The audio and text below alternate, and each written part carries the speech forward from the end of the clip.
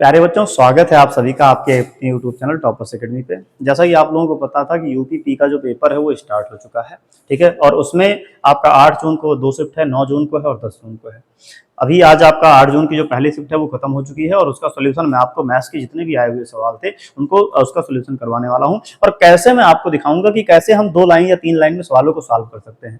आगे जो आने वाली शिफ्ट है उसके बच्चे ध्यान देंगे, वो मेथड सीखे देखेंगे कि कैसे हम शॉर्टेस्ट अप्रोच लगा के क्वेश्चन को 10 से 12 सेकंड में उड़ा सकते हैं, ठीक है। जिन बच्चों को मेरे बारे में नहीं पता है मैं उनको बता दूं, मेरा नाम महिपाल सिंह है और मैं इंस्पेक्टर पोस्ट पे 2 बार सेलेक्ट हो चुका हूं। सीजीएल 2024 में मेरी जो ऑल इंडिया रैंक थी 198 थी। मैं आपको बताऊंगा शॉर्टेस्ट मेथड, और जो बच्चे मेरे से अभी पढ़े हुए हैं, जो क्लासेस कंप्लीट हुई थी पढ़े हुए हैं, उनको देख के लगेगा कि हाँ सर ये क्वेश्चन जो भी थे इनको हम 1 सेकंड में 2 सेकंड में पढ़ते ही तुरंत इसका आंसर दे सकते, ठीक है। तो चलिए आज हम आपको सॉल्यूशन दिखाने वाले हैं और कैसे करेंगे 10 से 15 सेकंड में हर एक सवाल को। आइए स्टार्ट करते हैं। ये देखिए आपका जो 8 जून की जो शिफ्ट हुई थी उस शिफ्ट का पहला सवाल मैथ्स का सवाल क्या है, 3 क्रमागत संख्याओं का, ठीक है, 3 क्रमागत संख्याओं का महत्तम समापवर्ग क्या है, यानी कि 3 कॉन्सेक्यूटिव इवन नंबर का एचसीएफ क्या होगा। इसको कैसे करेंगे, मान लेते हैं कि एक संख्या आपकी क्या है 2 है, दूसरी क्या हो गई 4 हो गई, तीसरी क्या हो गई 6 हो गई, क्रमागत लेनी थी। अच्छा आप बताओ इन सब का एचसीएफ क्या होगा, महत्तम समापवर्ग क्या होगा। आप कहोगे सर देखने से ही लग रहा है 2 होगा, और इस तरीके से आपका जो ऑप्शन नंबर डी है यही आपका सही जवाब हो जाएगा। एक लाइन में हम इस सवाल को कैसे चुटकियों में उड़ा सकते थे आपने देखा। देखते हैं, चलिए क्वेश्चन नंबर 2 मैं आपको बता रहा हूं कैसे करेंगे क्वेश्चन नंबर 2। इस क्वेश्चन नंबर 2 को आप देखिए। क्वेश्चन नंबर 2 क्या है, एक समचतुर्भुज में एक विकर्ण 40 सेंटीमीटर है, यानी है क्या, एक आपके पास में समचतुर्भुज है, ये समचतुर्भुज है, ठीक है। एबीसीडी मान लेते हैं आपका एक समचतुर्भुज हो गया, ठीक है। विकर्ण क्या होती है तो आपको पता है कि ये आपकी क्या होगी, विकर्ण होगी। पॉइंट ओ पे मान लेते हैं काट रही है। अब क्या कह रहा है, इसमें से एक विकर्ण 40 सेंटीमीटर है। मान लेते हैं कि जो एसी है आपकी क्या है, एसी 40 सेंटीमीटर। अगर एसी 40 है तो ओ से ए तक क्या हो जाएगा, आप कहोगे सर ओ से ए तक 20 सेंटीमीटर हो जाएगा, क्योंकि विकर्ण क्या करती है आधे आधे पे काटती है, तो ये 20 हो जाएगा। और जो दूसरा विकर्ण है वो पहले विकर्ण के आधे से 22 लंबा है, यानी कि जो दूसरा वाला है वो पहले वाले के आधे से 22 अधिक है। तो पहले वाले का आधा क्या होगा, आपको सर पहला वाला 40 था, इसका आधा करेंगे कितना होगा 20, और वो इससे 22 अधिक है तो 22 जोड़ देंगे। अब 20 22 कितना होगा, 20 22 हो जाएगा 42। तो यानी कि बीडी कितना हो जाएगा, बीडी आपका हो जाएगा 42 सेंटीमीटर। अगर बीडी 42 है तो ओ से बी तक कितना हो जाएगा, आपको सर इसका आधा यानी 21 हो जाएगा। कितना हो जाएगा, 21 हो जाएगा। आपसे पूछा है प्रत्येक भुजा की लंबाई ज्ञात कीजिए, आपको प्रत्येक भुजा की लंबाई ज्ञात करनी है। अब देखो आप चाहे ट्रिपलेट से लगा दो, अगर ट्रिपलेट से नहीं लगाओ तो आप किस तरीके से कहोगे, आप कहोगे कि सर ओ ए का स्क्वायर प्लस में ओ बी का स्क्वायर बराबर क्या हो जाएगा, हमारा ए बी का स्क्वायर हो जाएगा। ओ ए कितना है, ओ ए है हमारा 20, तो 20 का स्क्वायर प्लस में 21 का स्क्वायर बराबर क्या होगा, ए बी का स्क्वायर। देखो 20 का स्क्वायर होगा 400 और 21 का 441, जोड़ेंगे तो कितना हो जाएगा 841। कितना हो जाएगा 841 हो जाएगा, 841। और ये आपका ए बी स्क्वायर है। मैं कहूँ ए बी का मान क्या होगा, आप कहोगे सर ए बी का मान हो जाएगा अंडर रूट में 841, और ये किसका है, ये 29 का स्क्वायर लिखा हुआ है, तो ए बी का मान 29, यानी कि प्रत्येक भुजा कितनी हो जाएगी 29, और इसमें आपका जो ऑप्शन नंबर बी है यही आपका सही हो जाएगा, ठीक है। आप इस तरीके से सवाल को कर सकते थे, ठीक है। चलिए दिखाता हूं आपको, मैं अगला सवाल दिखाता हूं जो तीसरा सवाल था। तीसरे सवाल को आप देखिए। तीसरा सवाल क्या है, ये है एक दुकानदार अपनी वस्तु का अंकित मूल्य क्रय मूल्य से 25% अधिक रखता है, यानी कि मान लेते हैं क्या था, सीपी था क्रय मूल्य, एमपी उसका मार्क प्राइस अंकित मूल्य, और एसपी क्या हो जाएगा विक्रय मूल्य। अब क्या कह रहा है कि अंकित मूल्य क्रय मूल्य से 25% अधिक है, यानी कि अगर अंकित मूल्य 100 रहा होगा, जो है मान लेते हैं तो वस्तु का जो क्रय मूल्य था, अगर क्रय मूल्य 100 रहा होगा, अगर क्रय मूल्य 100 रहा होगा तो अंकित मूल्य क्या है 25% अधिक है, तो 100 से 25% कितना हो जाएगा 125 हो जाएगा। अब क्या कह रहा है, ग्राहकों को आकर्षित करने के लिए वो अंकित मूल्य पर 10% की छूट देता है, यानी क्या होगा 125 पे 10% की छूट देगा, तो 125 का 10% कितना होगा, ये होगा 12.5, यानी कि 125 से 12.5 घटा के कितने का देगा 112.5 का देगा। अब क्या कह रहा है, उसे कितना लाभ हो रहा है, आप बताओ 100 की चीज थी 112.5 की दे रहा है, 100 की चीज थी कितनी की दे रहा है 112.5, कितने का लाभ कमा रहा है 12.5 का लाभ कमा रहा है, ठीक है 12.5 का लाभ कमा रहा है। यानी 12.5 का लाभ कमाएगा कितने पे, 100 पे। तो परसेंट में निकालना है तो क्या करोगे, 100 से गुणा करोगे, यानी कितना लाभ हो जाएगा, 12.5%। इसका मतलब है उस पर कितना लाभ कमाएगा, 12.5%। और ऑप्शन नंबर बी जो है आपका सही आंसर हो जाएगा।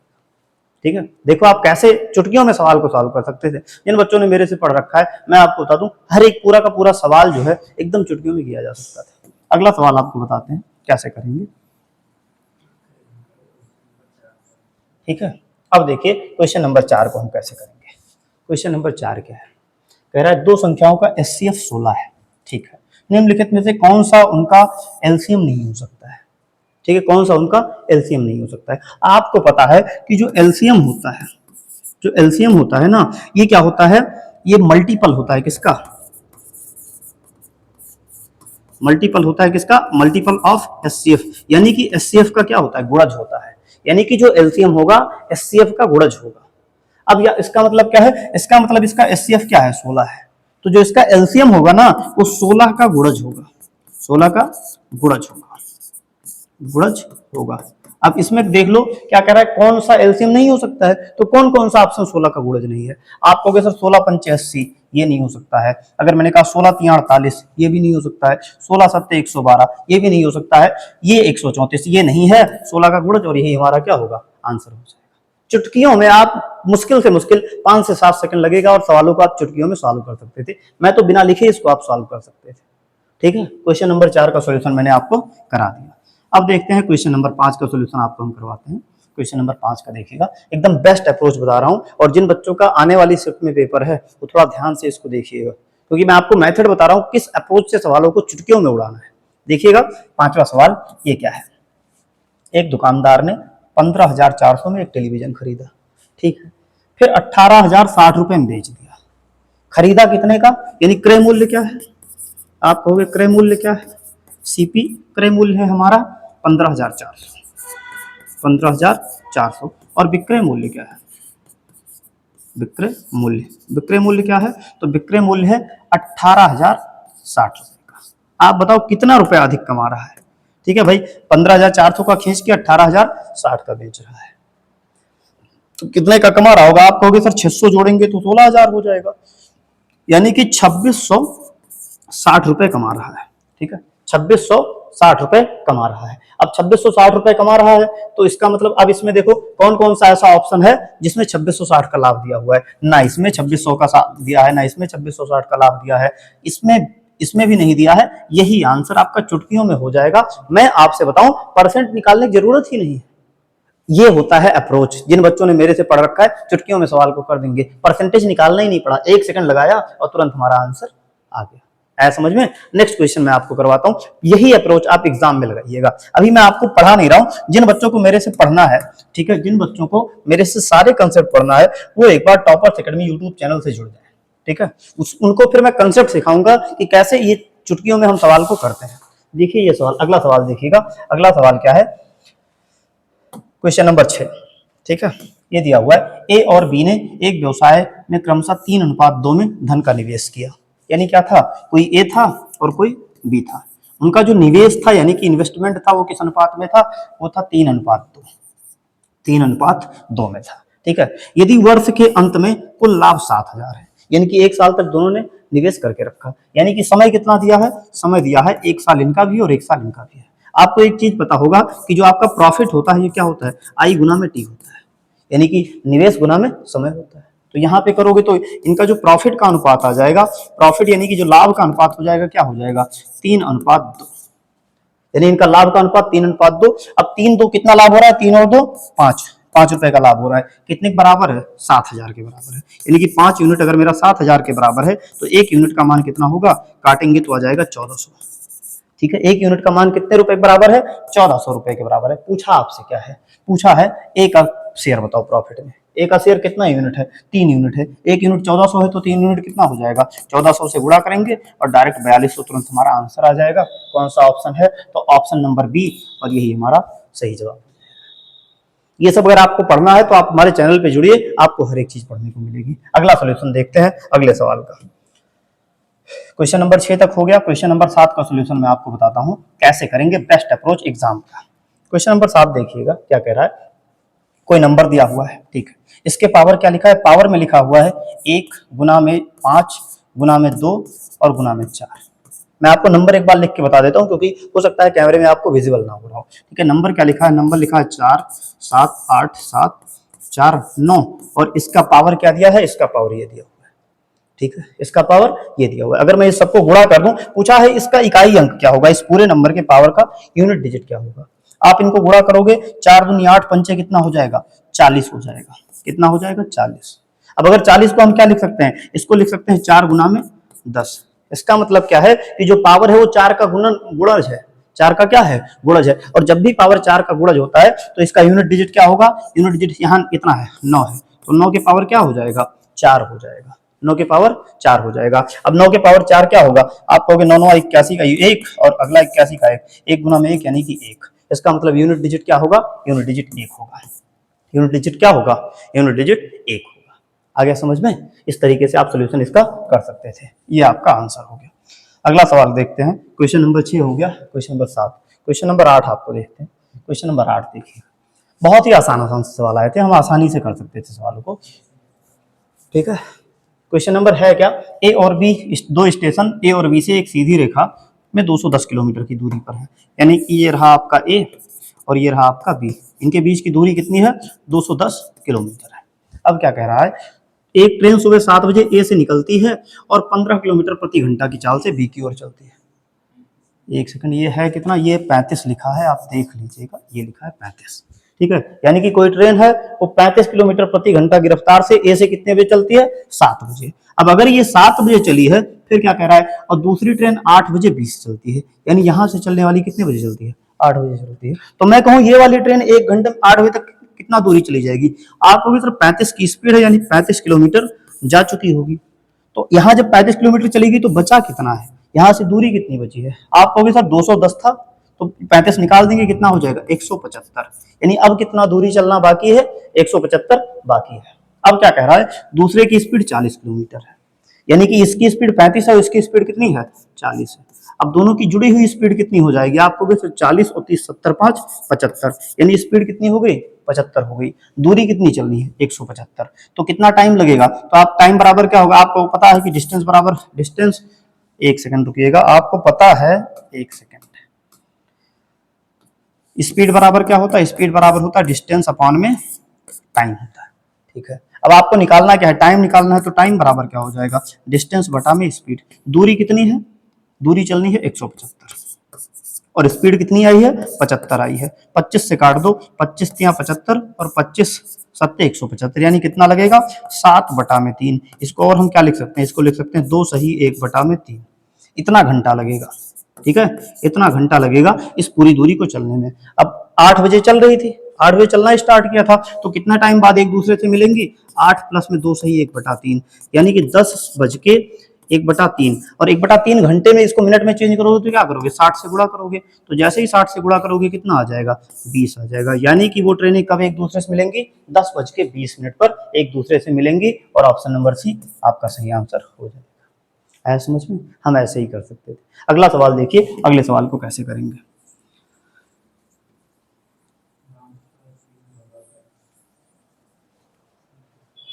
क्वेश्चन नंबर 9 देखिएगा, ये क्या है, 3 वर्ष की अवधि में 11% की वार्षिक ब्याज दर से 49,000 रुपए के मूलधन पर अर्जित साधारण ब्याज की गणना कीजिए, ठीक है। ये सवाल है, यानी ब्याज की दर क्या है, 11%, समय कितना है, 3 साल। अगर एक वर्ष में कितना परसेंट ब्याज मिलेगा, आप कहोगे सर एक साल में ब्याज कितना मिलेगा, एक साल में ब्याज मिलेगा 11%। मैं आपसे, समय कितना है, समय है 3 वर्ष, ठीक है, समय आपको 3 वर्ष दिया है, तो 3 साल में ब्याज कितना मिलेगा, आप कहोगे एक साल में 11% मिल रहा है, तो 3 साल में 11 गुना 3%, यानी कि 33% ब्याज मिलेगा।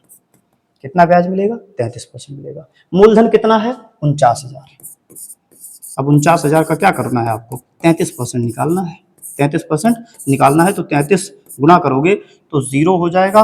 49 तिया 147 का 7 हासिल 14, 49 तिया 147 और 14 161, यानी कि कितना ब्याज मिलेगा सर, 16,170 रुपए ब्याज मिलेगा, 16,170 रुपए ब्याज मिलेगा, और ऑप्शन नंबर ए आपका सही जवाब इसका हो जाएगा। आया समझ में? इस तरीके से हम इस सवाल को कर सकते थे। चलिए अगले सवाल की तरफ बढ़ते हैं, उसको देखते हैं। क्वेश्चन नंबर 10 देखिएगा। क्वेश्चन नंबर 10 में क्या दिया हुआ है? 15 के 2 गुणज का एलसीएम 1200 है, यानी कि 15 के 2 मल्टीपल हैं, कोई 2 नंबर दिया है, मान लेते हैं जो 2 नंबर दिए हैं वो 2 नंबर क्या है? 15 के गुणज है। तो इसका मतलब क्या है? मैं मान सकता हूं एक नंबर क्या हो जाएगा मेरा? 15x हो जाएगा, और दूसरा नंबर क्या हो जाएगा? 15y हो जाएगा। एक नंबर मेरा 15x और 2 नंबर, दूसरा नंबर 15y हो गया। मैं पूछूं यहाँ पे एचसीएफ कितना होगा, तो आप कहोगे सर इनका एचसीएफ तो होगा 15। मैं पूछूं एलसीएम कितना होगा, तो आप कहोगे सर जो इनका एलसीएम होगा ना वो 15xy हो जाएगा, 15xy हो जाएगा। अब यहाँ दिया क्या है? यहाँ दिया है अगर एक संख्या उनकी 75 है, यानी कि पहली संख्या 75 है, पहली संख्या है कितना? 15x, तो 15x अगर मेरा 75 है तो x का मान कितना हो जाएगा? 5। आप कहोगे सर x बराबर हो जाएगा मेरा 5 हो जाएगा, ठीक है, x बराबर 5 हो जाएगा, ठीक है। अब x बराबर अगर 5 हो गया, फिर क्या कह रहा है? तो x बराबर जैसे ही 5 रखोगे तो ये कितना हो जाएगा? इसका एलसीएम कितना हो जाएगा? एलसीएम हो जाएगा 15 गुना 5y। तो एलसीएम है कितना? एलसीएम है 1200, ठीक है, यानी 15 गुना 5y 1200 के बराबर है। काट दूंगा तो 15 से कटेगा 8 बार 80, और 5 से कटेगा 16 बार, यानी y का मान कितना आ गया? 16।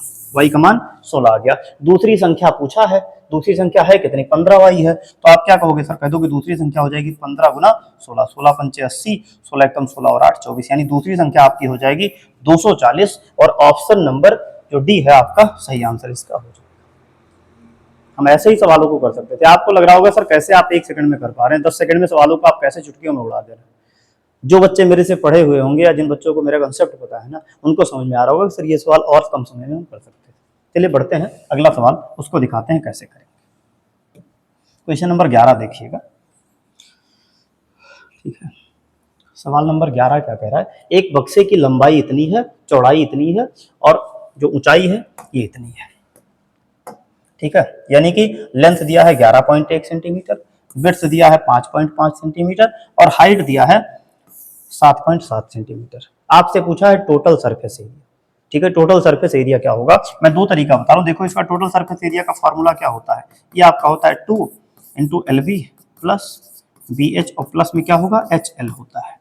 दो रख दो। L कितना है? लेंथ कितना है? 11.1, और ब्रेथ कितना है? ब्रेथ है इसकी 5.5, प्लस में ब्रेथ 5.5, और हाइट कितनी है? हाइट है 7.7, प्लस में HL हो जाएगा 7.7, और इंटू में 11.1 हो जाएगा, यही हो जाएगा। अगर मैं पूरे से 11 कॉमन ले लूं तो आप कहोगे सर 2 गुना 11, और ये बचेगा 11.1 गुने 0.5, प्लस में 0.5 और गुने में 7.7, प्लस में ये हो जाएगा 0.7 गुना में 11.1, पूरा गुणा कर लो, 11 गुना 22, ठीक है, और 5 एकम 5, 5 एकम 5, 5 एकम 5, यानी 5.55, प्लस में इसको मैं करूंगा 5 सते 35, 5 सते 35, 3 38, 3.85, प्लस में हो जाएगा 7 एकम 7, 7 और 7, यानी 7.77।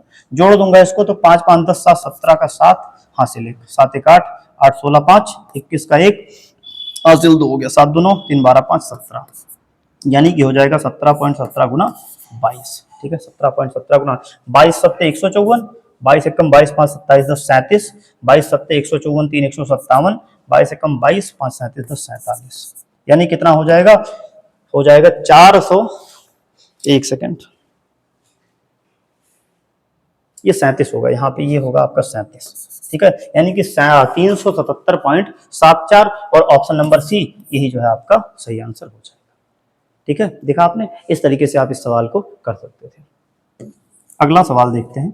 अगला सवाल के लिए हम चलते हैं नेक्स्ट पेज पे। इस सवाल को देखिएगा। सवाल क्या पूछा है? m का मान ज्ञात कीजिए। आपको m का जो है मान ज्ञात करना है। दिया क्या है? आपको दिया है, इसको देखिएगा, m माइनस 2/3 इक्वल टू इतना दिया है। मैं अगर यहीं पे आपसे कहूं कि m का मान क्या हो जाएगा, तो आप कहोगे 5/6 प्लस 1/2, और प्लस में हो जाएगा 2/3, क्योंकि माइनस वाला जाएगा तो प्लस हो जाएगा। पूरे का एलसीएम 6 हो जाएगा, यानी कि m बराबर क्या लिखोगे? आप लिखोगे 5। इसको 6 बनाने के लिए इसमें 3 से ऊपर और 3 से नीचे, तो कितना हो जाएगा 3। और इसको 6 बनाने के लिए क्या करोगे, 2 से ऊपर 2 से नीचे गुणा करोगे तो हो जाएगा 4/6।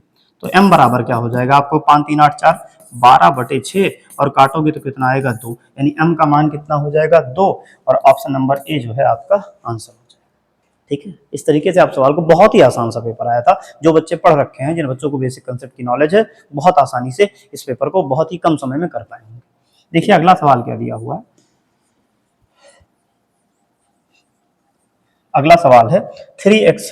आप लोगों को सवाल विजुअल होगा मुझे लग रहा है, और थोड़ा सा क्वालिटी हाई करके देख लीजिएगा, क्योंकि सवाल मैंने फोटो क्लिक किया है उसके बाद में इसको लगा दिया पीपीटी नहीं बन पाई इसके, क्योंकि जल्दी करवाना था इसलिए। सवाल क्या है, यदि 3x - 7y बराबर 14 दिया है और x/x + y बराबर क्या दिया है, 7/9 दिया हुआ है, तो आपसे पूछा है x y का मान क्या होगा, यानी x गुना y आपको बताना था कि इसका आंसर क्या होगा। आप देखो, आप कहोगे सर यहाँ पे दिया हुआ है, दो तरीके से आप कर सकते थे, या तो आप यहाँ x + y की वैल्यू को रख देते, और अगर नहीं रखते तो दूसरा तरीका क्या था, दूसरा तरीका ये था कि इसको सॉल्व कर लेते। यहाँ जैसे ही आप करते, क्रॉस मल्टीप्लाई करते, तो क्या हो जाता, आप हो जाता 9x बराबर क्या होता 7x + 7y। इस पूरे को इधर मैं ले आऊं, या एक काम करूं, तो ये 9x - 7x यानी 2x बराबर क्या हो जाएगा 7y हो जाएगा। ठीक है, 2x बराबर क्या होगा 7y, यानी कि x/y क्या हो जाएगा, आप कहोगे सर x/y 7/2 हो जाएगा, 7/2 हो जाएगा।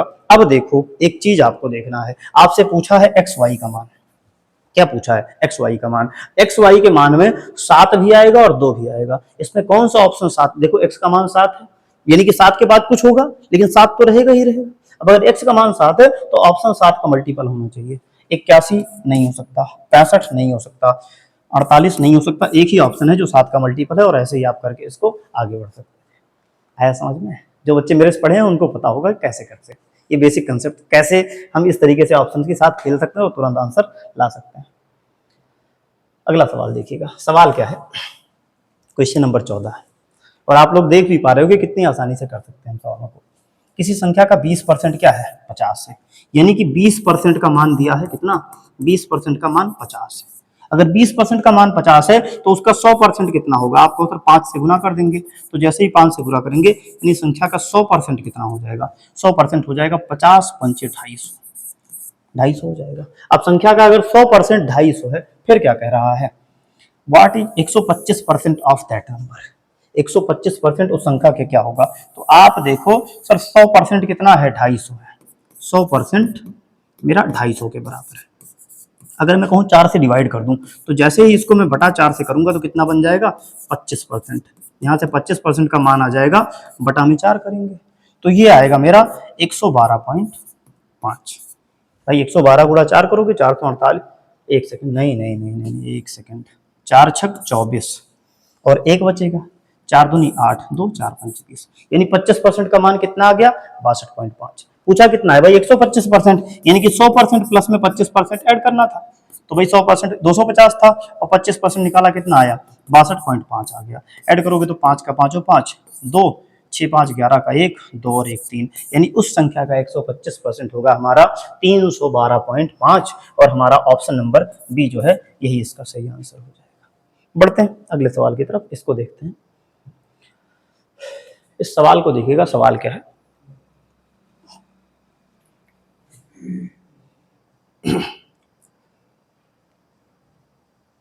सवाल है एक बचत खाते में 10,000 रुपए निवेश करती है और 8% की चक्रवृद्धि ब्याज दर से मिलती है। अगर ब्याज चक्रवृद्धि है तो 3 वर्ष के बाद उसके खाते में कितनी राशि होगी, यानी 3 वर्ष के बाद बताना है। राशि कितनी है, राशि है मेरी 10,000, राशि कितनी है 10,000 है। 8% का मतलब क्या होता है, 8% का मतलब होता है 8/100, और काटोगे 4 से, 4 दूनी 8, 4 से जाएगा 25 बार, यानी कितना आएगा 2/25 आएगा। इसको ये 2 लिखिए, ये 2 लिखा है 2/25, यानी कि 8% का मान कितना हो गया 2/25। मतलब क्या है सर, इस जो 10,000 की राशि है ना, इस पे 2/25 निकलेगा। आप इसका 2/25 निकालोगे, 10,000 का 2/25, 2/25, 25 से कटेगा, 25 चौको 100, 4 दूनी कितना आएगा 800 आएगा, कितना आएगा 800। तो जैसे ही आप इसका 800 करोगे तो यहाँ भी 800 हो गया, इसका भी 2/25 निकालोगे कितना होगा 800, और यहाँ भी 2/25 कितना हो जाएगा 800 हो जाएगा। अब इसका 2/25 निकालो, तो जैसे ही 2/25 आप निकालोगे 25 से कटेगा कितनी बार, 25 4 दूनी 8 8 दूनी 16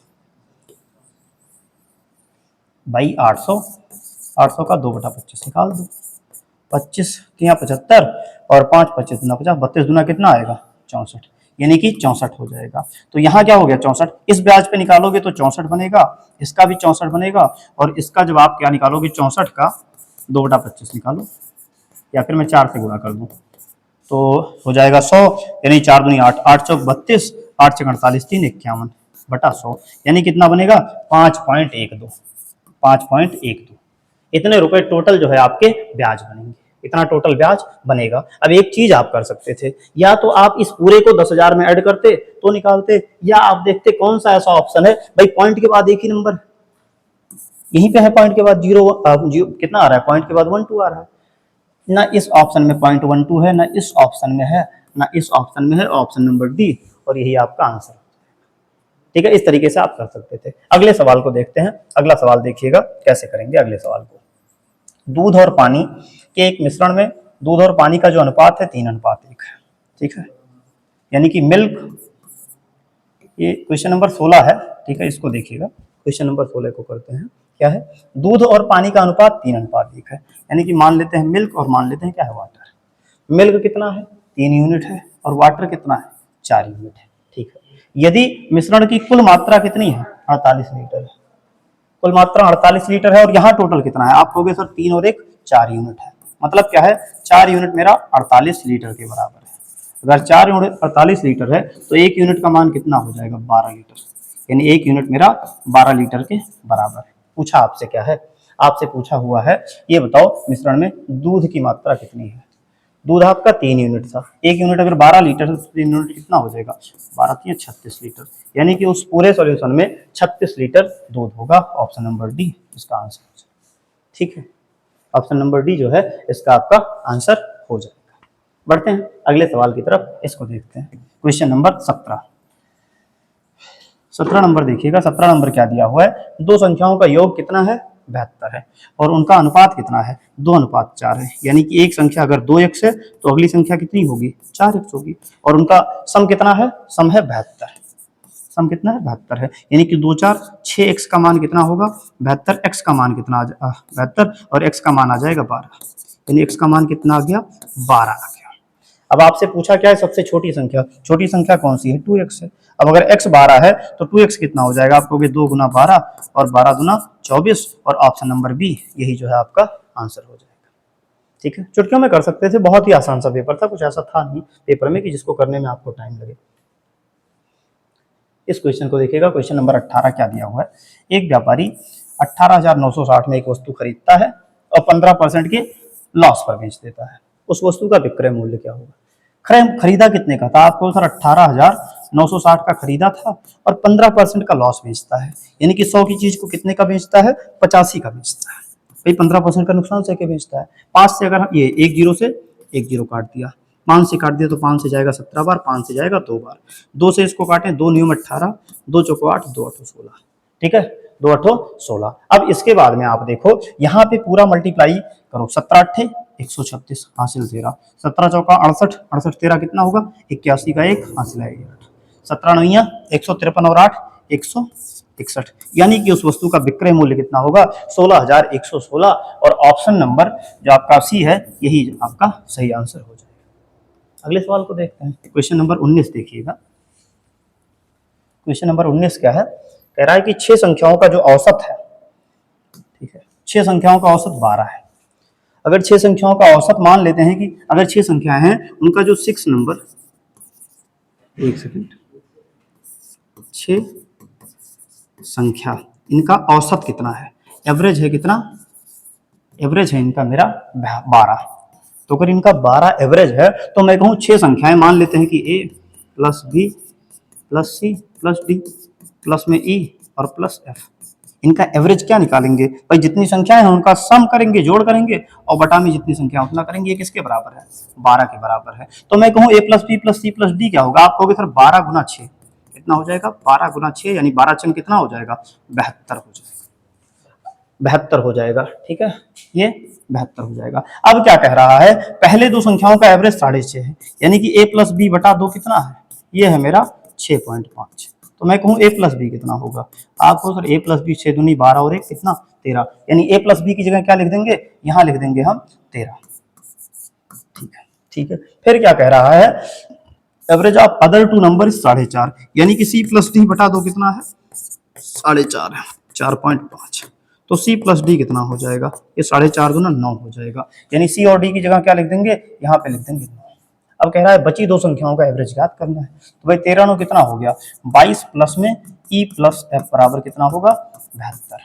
e प्लस एफ कितना हो जाएगा 72 माइनस 22, और 72 में से 22 घटाओगे तो कितना आएगा 50 आएगा।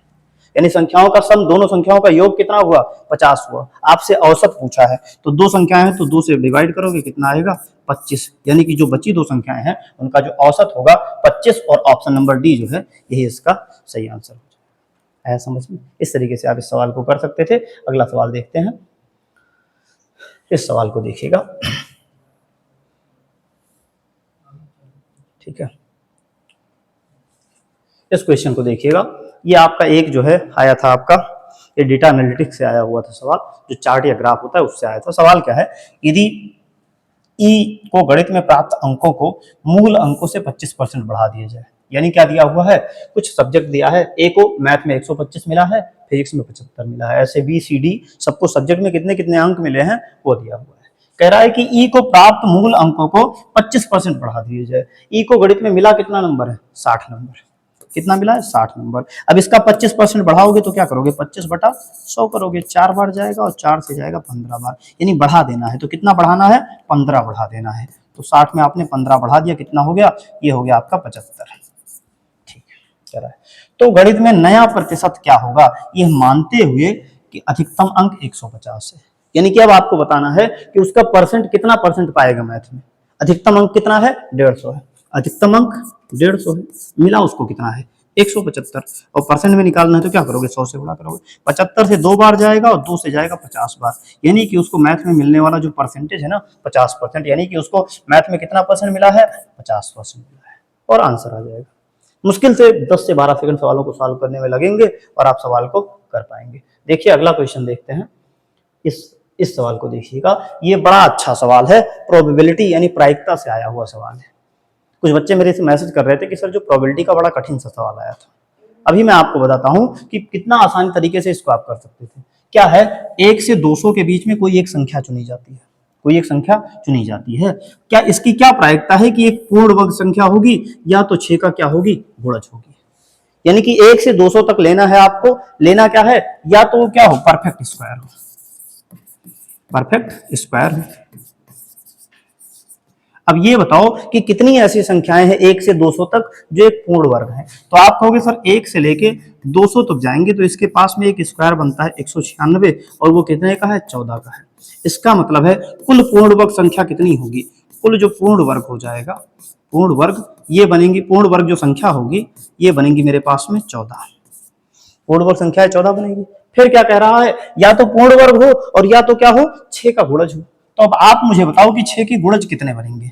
तो आप कहोगे सर 6 का सबसे छोटा गुणज तो 6 हो जाएगा, सबसे छोटा गुणज क्या होगा 6 हो जाएगा, और सबसे जो आखिरी वाला गुणज क्या होगा जो 200 के पास में होगा। तो आप कहोगे सर 200 को ना हम 6 से भाग करेंगे, और जैसे ही 6 से करेंगे तो कितना जाएगा 6 तिया 18, 6 तिया 18, यानी कितना बनेगा सर 2 शेष बच रहा है, यानी 198 मेरा क्या होगा सबसे बड़ी संख्या होगी, सबसे बड़ी संख्या होगी। तो 200 को जब आपने 6 से भाग किया, 200 को जैसे ही आपने 6 से भाग किया तो आपने देखा 6 तिया 18 और 6 तिया 18, यानी कि 33 ऐसी संख्याएं होंगी जो 6 का गुणज होंगी।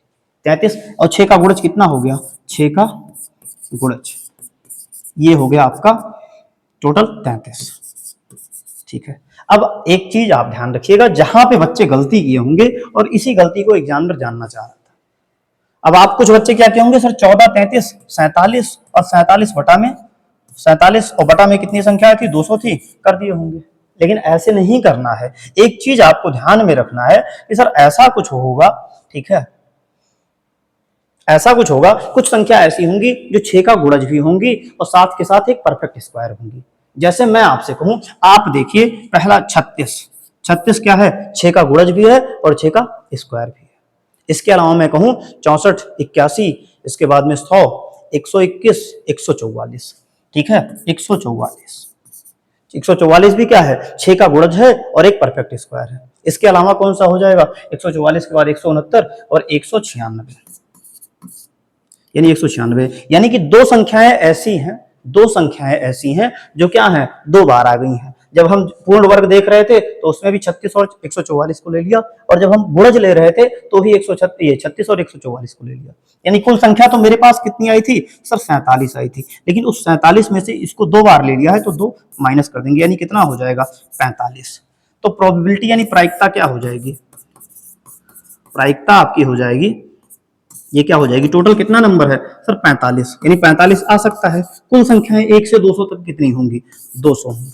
1 से कितनी होंगी, 200 होंगी। और आप इसको काट दो, 5 से काटोगे 9 बार और 5 से काटोगे 40 बार, यानी प्रायिकता कितनी हो जाएगी, 9/40, और यही आपका आंसर हो जाएगा ऑप्शन नंबर सी। आया समझ में। अगला सवाल दिखाते हैं आपको, क्वेश्चन नंबर, ये हो गया, इस सवाल को देखिएगा, ये 139 नंबर। प्रायिकता के दो सवाल बड़े अच्छे अच्छे सवाल आए थे। 100 से 199 के बीच एक संख्या को चुना जाता है, इसकी प्रायिकता क्या है कि वो 2 से विभाज्य हो और उसमें ठीक 2 सम अंक हो। यानी आपको ऐसा नंबर बताना है कि 100 से लेके 199 तक जाना है। 100 से लेके 199 तक टोटल संख्याएं कितनी हो जाएंगी, आप कहोगे सर 100 से कितना जाना है, 199। तो अगर हम 101 से 199 तक देखते तो 99 हो जाती है, और प्लस में एक ये बढ़ जाएगी, यानी टोटल संख्या, कुल संख्या कितनी हो जाएगी, कुल संख्या जो है हो जाएंगी मेरी, ये मेरी हो जाएंगी 100। अब क्या बताना है, ऐसा नंबर लेना है जो क्या हो, जो 2 से विभाज्य हो रहा हो और 2 अंक सम अंक होना चाहिए। अब 2 सम अंक अगर आपको लेना है तो एक चीज आप ध्यान रखो, जब आप पहुंचोगे भाई 100 से लेके 119 तक जाओ, 100 से लेके और 119 तक जाओ, आप कोई सा भी नंबर ले लोगे, एक नंबर तो एक ही रहेगा ना। इसका मतलब है 100 से 119 तक सम संख्या नहीं हो सकती है। तो सम संख्या कहां से आएगी सर, 122, फिर 124, 126 और 128। फिर क्या है, अब 130 वाली साइकिल चल गई, नहीं हो सकती। 140 की साइकिल पे जैसे ही आप पहुंचोगे 142, 146, 44, 146 और 148। फिर अगला क्या होगा, 162, 164, 166 और 168। अगला क्या होगा, 182, 184, 186, 188। बस, यानी कि टोटल संख्या कितनी हो गई सर, 1 2 3 4, कितनी हो गई, 4 4 4 8 4 12 4 16, यानी कुल संख्या कितनी हुई, कुल जो संख्या हो गई आपकी, ये हो गई आपकी 16। कितनी हो गई, 16 हो गई, ठीक है। कुल संख्या कितनी आएंगी निकल के, 16 आएंगी।